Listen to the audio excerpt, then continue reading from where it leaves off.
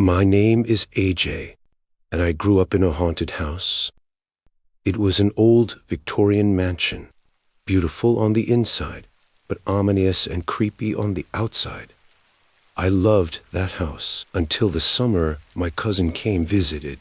That summer, my cousin, who I always thought was a bit strange, he was super gothic and into everything and all things horror, and always seemed to be up to some trouble. He came to stay with us for the summer. One night he suggested a bonfire in the backyard. He'd bought a Ouija board that day and got my siblings to play with him for fun, even though didn't believe anything would happen, being dumb teenagers. At first it was all laughs, as my cousin tried to scare my siblings. But then something changed. The board started moving on its own, and my cousin got serious, and there was a shift in the atmosphere. My sisters froze, realizing my cousin wasn't playing with them. My sister stupidly asked the board, "Who are you?" And the board started to spell out D-E-V-I. And as it began to move forward towards the L, my cousin, being scared, slammed the board, cutting it off. They doused the fire, went inside, and tried to shake it off. My cousin soon then returned home, and my sisters tried to forget about it, playing it off as an elaborate prank that my cousin was actually playing on them and just really seeing it through. But then the fall came, and things got different. It started small, with knocks on the door, footsteps in the hall, and the sound of someone climbing the stairs. But no one was ever there. My dad, being a religious man, told us to ignore it, as he said if you feed into these things, it makes them worse. But things only escalated. We all began to have nightmares, like super scary demonic nightmares. The atmosphere in the house felt heavy. My parents fought constantly.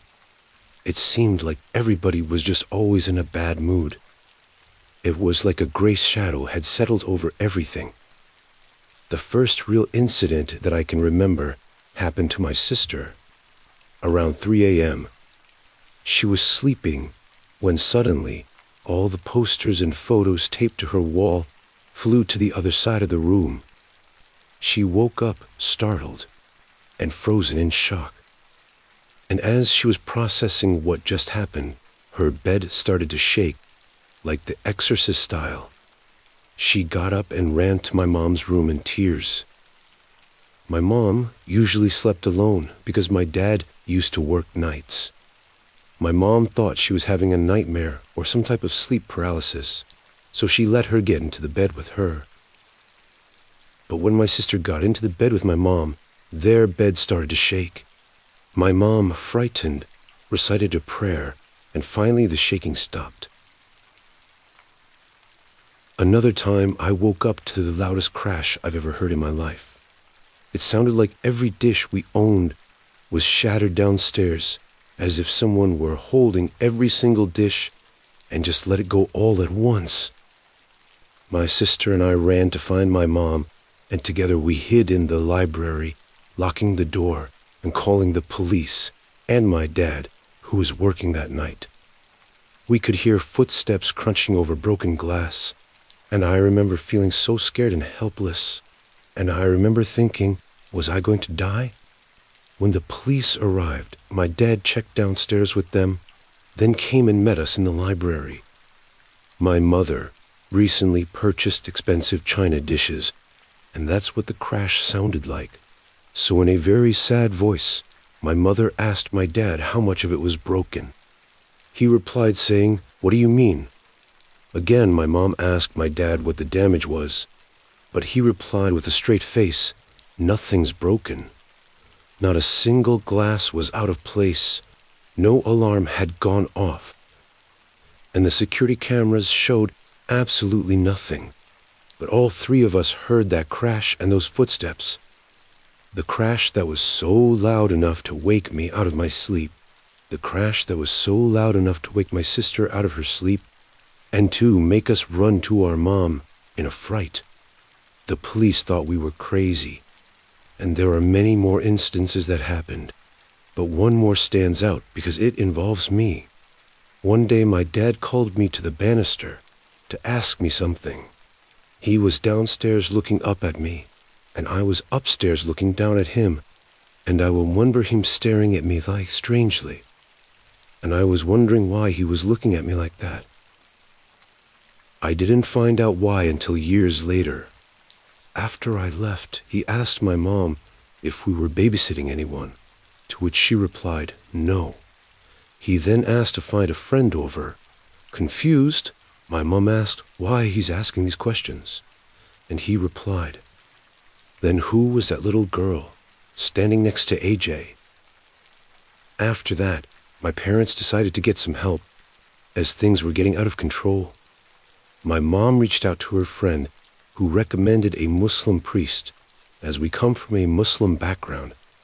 This priest was known to deal with demonic and ghost-like spirits, and to get rid of them in houses. Afterward, he sat down with my parents and told them that he sensed many evil presences there, and that they stayed in the 10th bedroom. My dad was confused and asked him how he knew that, to which he replied that he has a gift from God to sense these types of things in a psychic type of way. My dad replied that he must be wrong, because our house only had 9 bedrooms and not 10, but the priest insisted that there was a 10th bedroom. Skeptical, my parents thanked him for his services and he left. After that, everything went back to normal, and the house felt light and like home again. The energy went back to being positive. My parents stopped fighting. The nightmares stopped, and not one incident happened after that. 7 years later, we decided to have a major renovation in our house, specifically in the basement. There was a built-in bookshelf that was there since we moved in that my mom had always hated, and this was her chance to finally get rid of it. She instructed the worker to remove it, to which they did, and behind there was a door.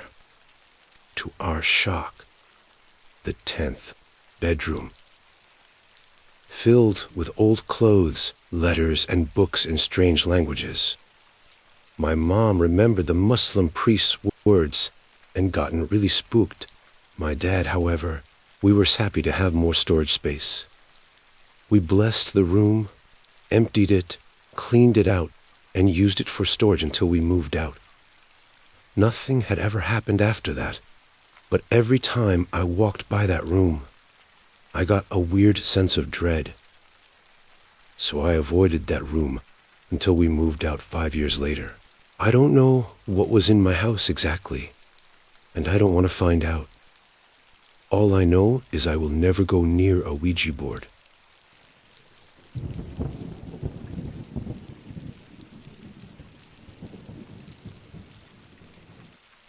I used to work overnight as a security guard at the local port. Usually none of the port workers would stay overnight, except for the safety official. I wouldn't be in the shift alone, since the site had a radius of nearly 2 miles. Overnight, usually there would be 3 guards, including me. Since the area was fairly big, there were different posts, but front gate was the main entrance area, where all the guards would be stationed overnight, since there was no need to put them in other posts, due to the fact there was no activity at the site at this time. The veteran guards have been there for years would often say that the site was haunted, given the fact that there have been accidents and deaths that occurred in the area a long time ago.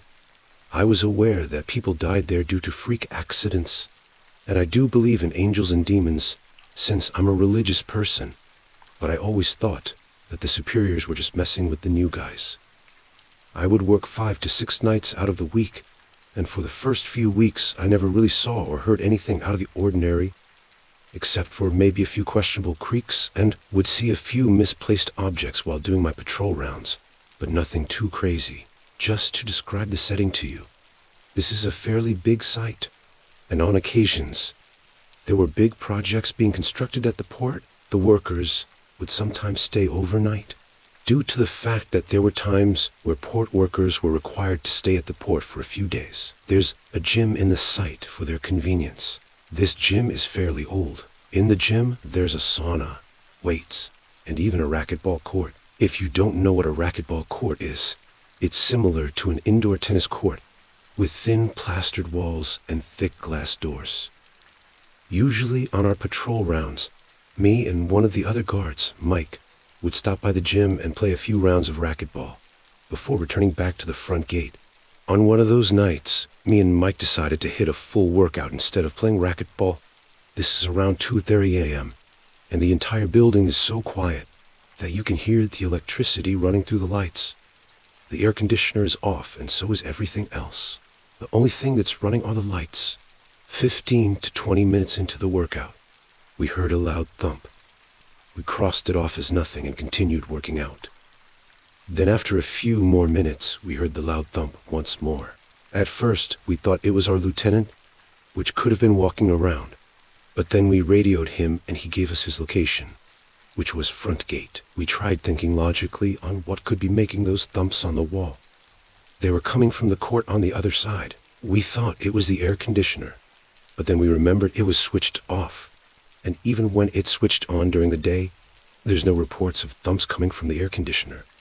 After a few more minutes, the thumps started occurring one after another. We were very creeped out at this point. But what we were about to witness still scares the absolute shit out of me till this day. We started to approach the other side of the gym to where the glass door was. We turned on the flashlight and aimed it towards the clear glass door. And I got chills all over my body, and I started tearing so much out of fear that I was about to cry. We saw one of the balls slowly rolling by itself inside the court, but there was no one in there. So that means loud thumps for the balls mysteriously being tossed against the wall, as if someone or something was playing inside the cage. We were both so confused and frightened to how this was really happening. We couldn't make any sense of it. We were scared shitless and we started yelling and running away because we knew there was probably something evil toying with us right then and there. As we sprinted full speed back to the front gate, the lieutenant saw us and asked us why we were tearing and running in a ridiculous manner. We told him what we witnessed and his facial expression spared us even more. He then said, "That's why there's always guards that quit often. There's something evil in the area, and it's not the first time that something that bad has happened here." He then showed us security footage of dark figures and shadows, literally passing through the office areas and lights, mysteriously switching on and off. Till this day, I still get chills recounting my experience with my friends and my family, and I'm even getting chills right now as I'm typing this. I never ever had a real encounter with the supernatural until that night. Many say that it was a demonic presence messing around. Others say it's a ghost of a dead person who died in the area. I don't know what it was, but I didn't last long in that job after that.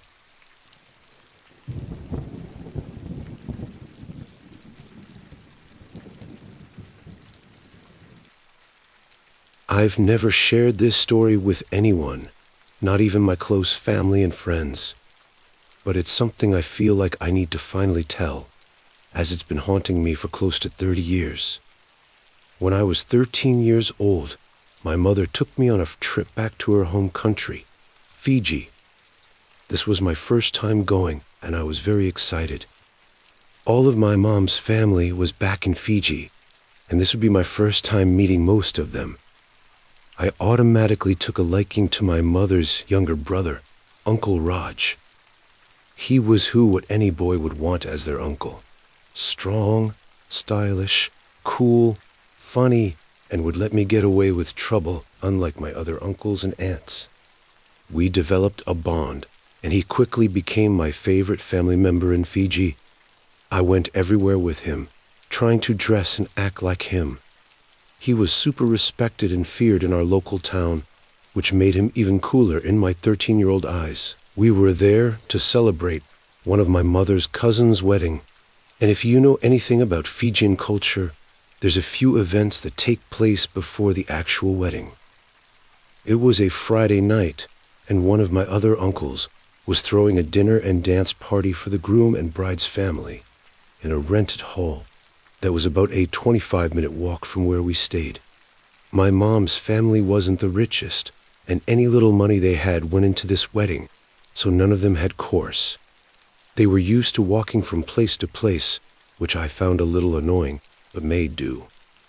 Nevertheless, for this night we walked to the hall and had a really good night. Around midnight, my mom called me and told me that it's time to go, to which I told her that I didn't want to, as I was having too much fun. She was adamant on me going, but as a dumb kid, I kept whining and arguing. Uncle Roge then stepped in and told my mom that he'll bring me within the half hour and to not stress about it. She agreed, but I remember her saying something to him in our language. "Raj, make sure you don't leave too late. You know what's out there at this time." And he replied jokingly with something along the lines of, "Yes, me, I'm the one they should fear," which made me laugh. My mom left and I continued to play with the kids I met there. Now my Uncle Raj, as mean and as tough as he was also then the nicest guy you could meet. So when the party seemingly ended and there was a huge mess left to clean up, he helped the hosts clean and take down the decorations.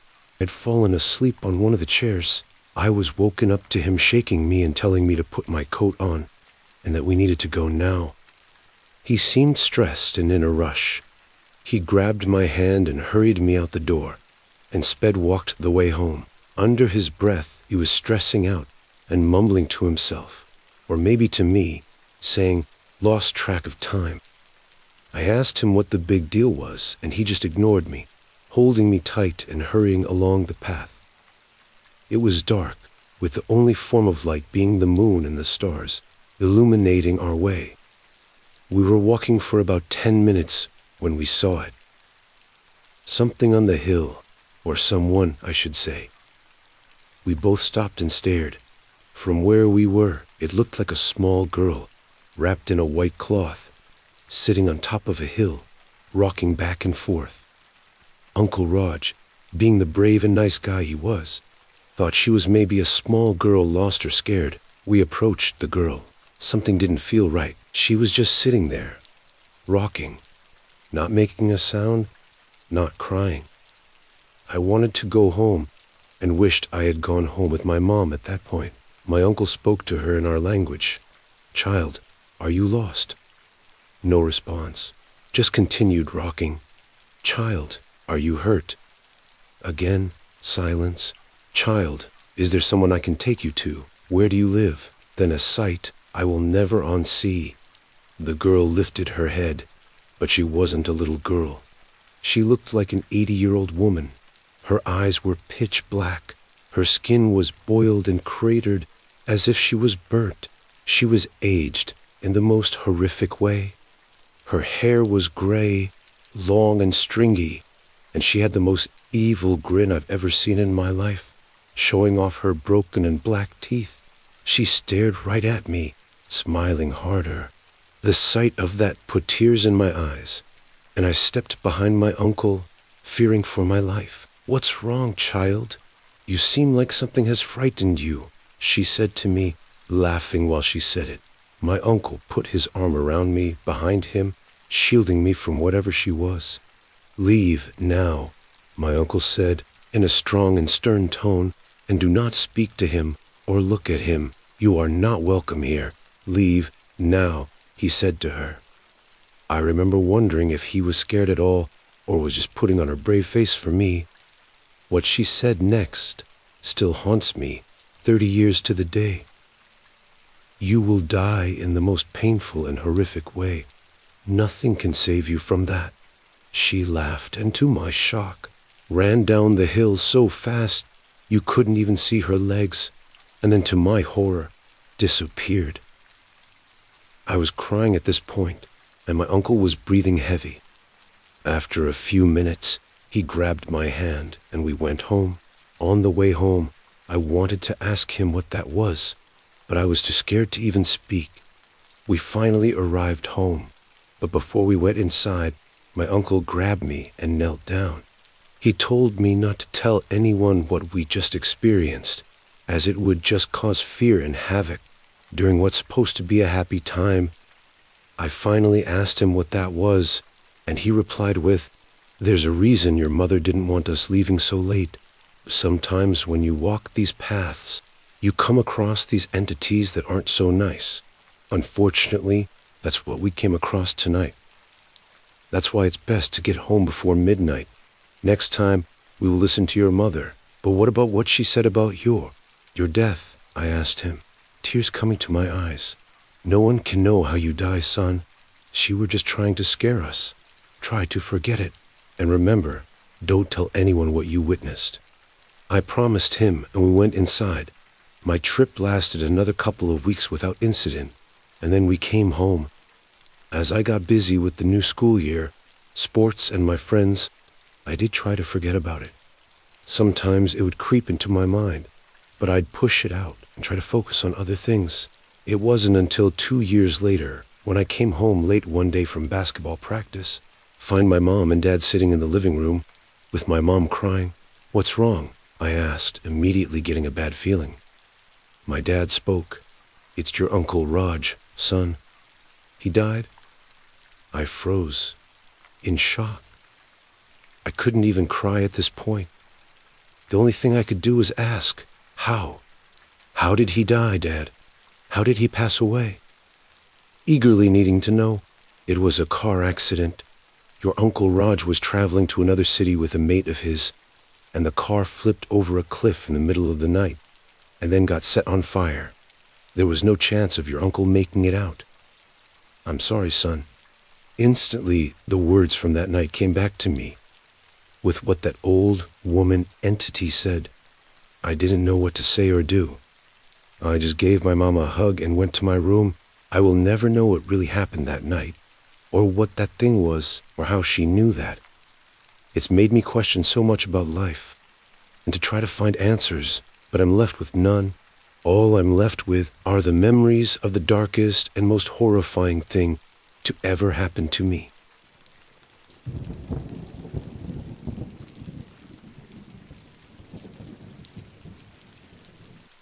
Thank you so much for watching. If you enjoyed this video, please consider subscribing and leaving a like and a comment. This is a brand new channel, with this being my first video, so your support, any and all, would mean the world to me. If you have a scary story you want me to share on this channel, I will leave my email in the description below. Feel free to email me it, and I will for sure share it on this channel. Thank you so much once again, and I look forward to putting out great and quality content for you that bring both the worlds of scary stories and ASMR together.